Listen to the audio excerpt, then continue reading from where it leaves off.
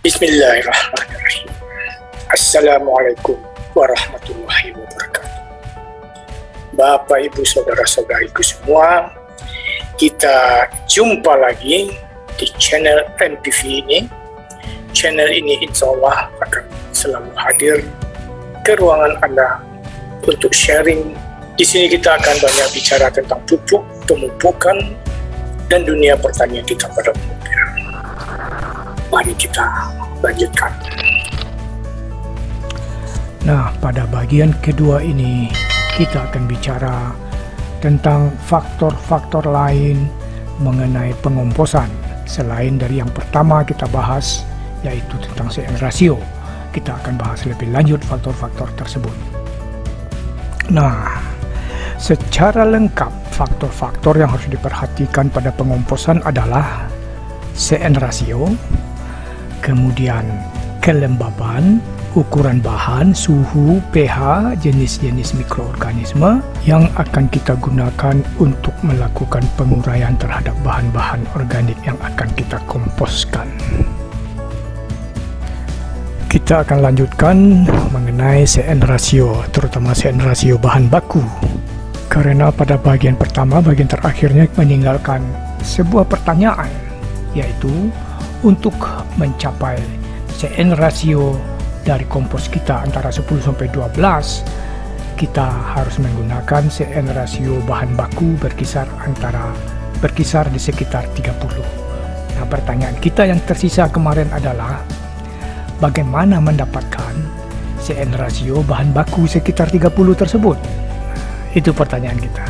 Ini yang akan kita bahas. Kita akan mulai pembahasan dengan bagaimana mendapatkan bahan baku dengan CN ratio 30 itu. Untuk mendapatkan CN ratio bahan baku sekitar 30, kita tinggal mencampurkan bahan baku dengan CN ratio yang tinggi yang dicampur dengan bahan baku CN ratio rendah. Nah, apa saja itu?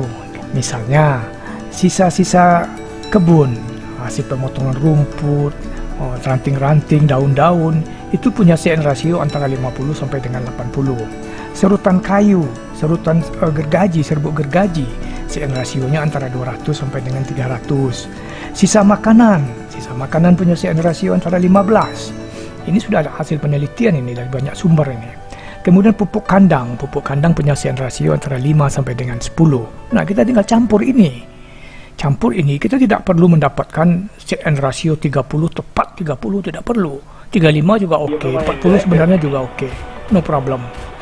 Ya, no problem banget. Tidak perlu eksak, tepat, sharp 30. Nah, tidak perlu.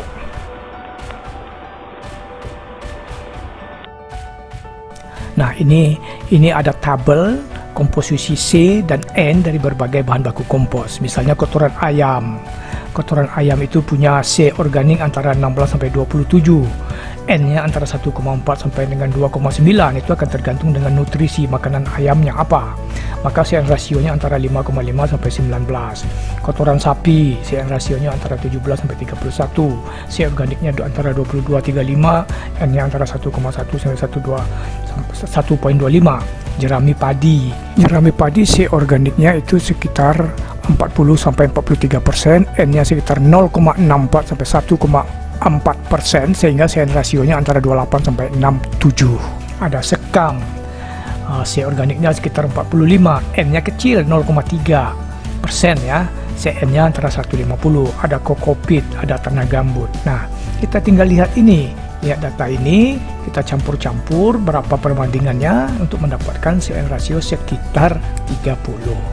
Nah, ini data dari berbagai sumber, bisa dipercaya.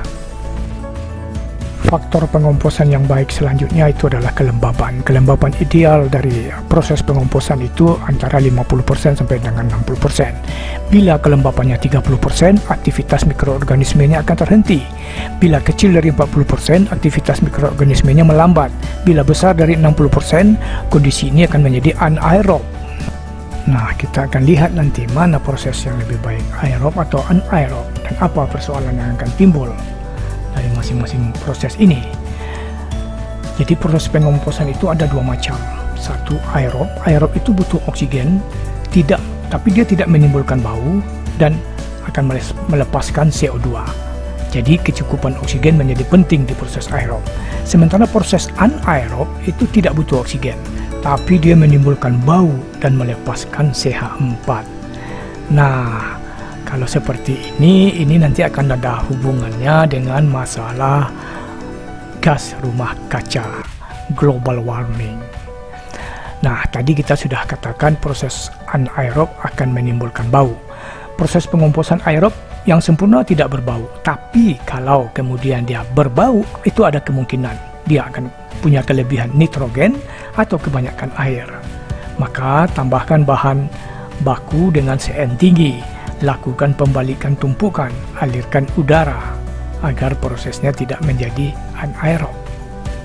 Itu untuk menanggulangi bau yang mungkin terjadi pada proses aerob. Faktor selanjutnya adalah ukuran bahan baku. Ukuran bahan baku yang lebih kecil itu akan memudahkan proses pengomposan. Ukuran yang lebih besar itu akan menyebabkan aktivitas mikroorganisme agak terhambat. Proses pengomposan menjadi lama. Ukuran terlalu halus menyebabkan pemadatan sirkulasi udara akan jadi terhalang. Nah, ukuran ideal untuk bahan baku itu sekitar 2 sampai dengan 5 cm.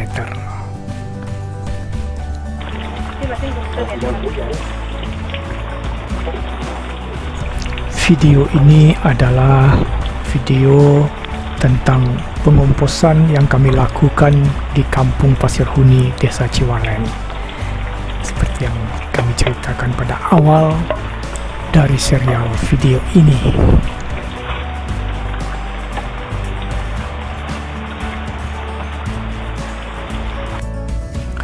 Oke, sekarang kita lanjutkan kepada proses faktor-faktor yang mempengaruhi proses pengomposan yang baik dan benar, yaitu suhu.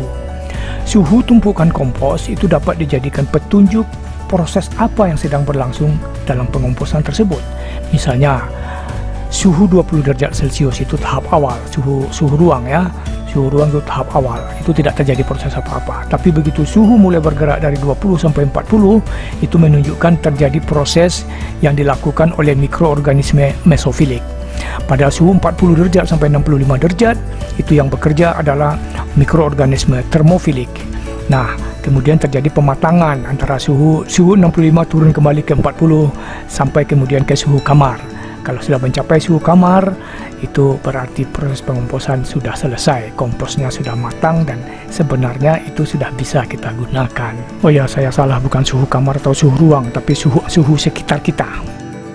Oke, faktor pengomposan selanjutnya itu adalah pH. Mikroorganisme pada proses pengomposan bekerja dengan baik pada pH antara 5,5 sampai 8,5. Pada tahap awal akan terbentuk banyak sekali asam organik. pH menjadi masam, menjadi turun. Jangan panik, jangan tambahkan kapur. Karena itu akan memicu pembentukan gas NH3, N akan berkurang. Nah, pH masam ini mendorong pertumbuhan jamur dan dekomposisi lignin dan selulosa. Justru bagus untuk proses pengomposan. Oke, sebagian sangat besar dari faktor-faktor pengomposan yang perlu kita perhatikan sudah kita uraikan. Terakhir nanti kita akan bicara tentang selanjutnya kita akan bicara tentang faktor mikroorganisme. Apa dan bagaimana mikroorganisme ini? Nah, insya Allah ini yang akan kita bahas selanjutnya pada bagian ketiga nanti. Demikian. Kalau mau say hello ke saya, silahkan kontak via WA ke 0877 7393 8413. Terima kasih atas perhatiannya. Sampai jumpa ke bagian 3. Wassalam.